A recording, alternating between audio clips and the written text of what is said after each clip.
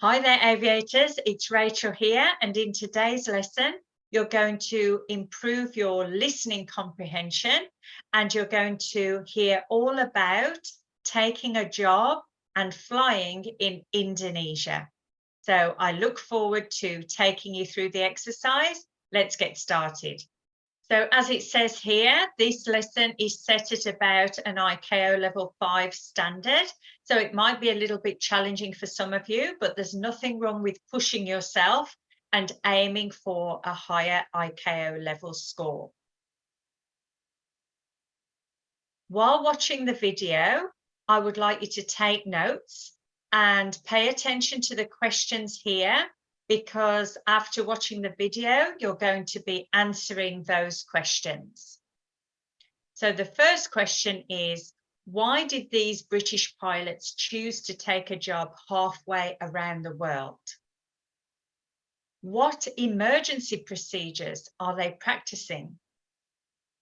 Why do they spend so much time on the ditching process? And what challenges do you think they're going to face? So obviously, the last question is based on your opinion. But when you see the context of the video and what is being said, you'll be able to have a good idea of the challenges that they're likely to face. So I'm going to play the video now.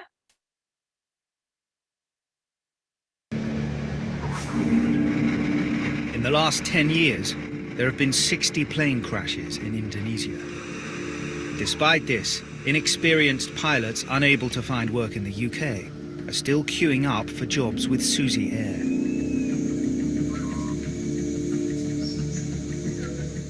One of the newest recruits is 26-year-old Nick Holmes. Back in the UK, I sent out over 200 CVs to different airlines and only received maybe 5 responses.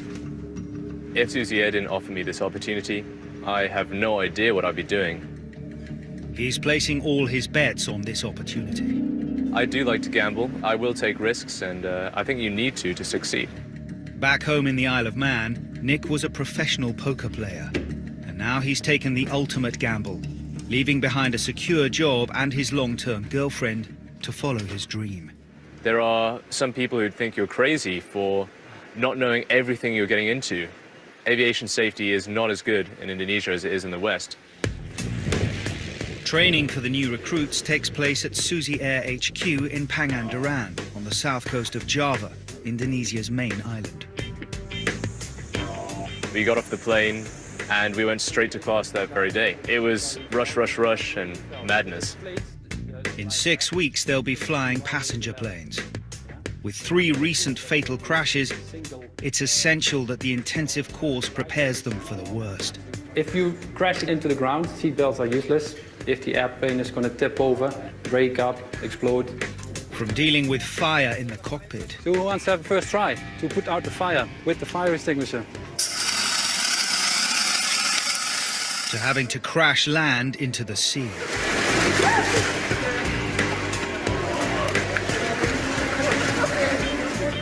Studying very hard in the first week. We give them all the information the first week. We put the pressure on. We fill the test, or you lost your job.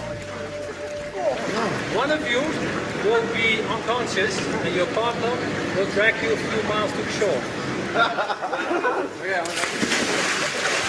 We were in the pool because Indonesia is a large archipelago and practicing just in case we ever had to ditch and how we'd survive. Especially in a place like this where you can't really be sure how long it would take for someone to come and get you. Now let's see how you got on answering these questions.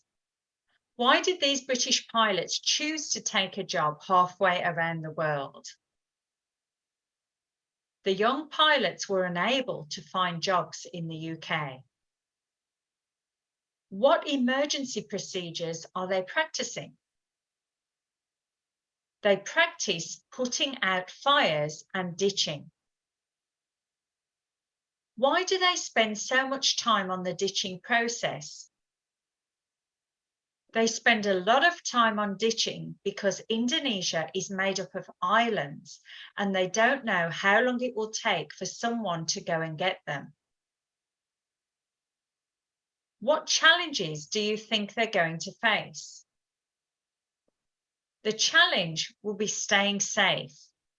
Aviation safety is not as good in Indonesia as it is in the West. How did you get on comprehending that video? I'm sure you did great. And if you didn't, go back and listen again until you can pick up most of the dialogue. I hope you enjoyed this lesson. And if you haven't already, please like the video and subscribe to the channel. And I will see you next lesson. Bye for now.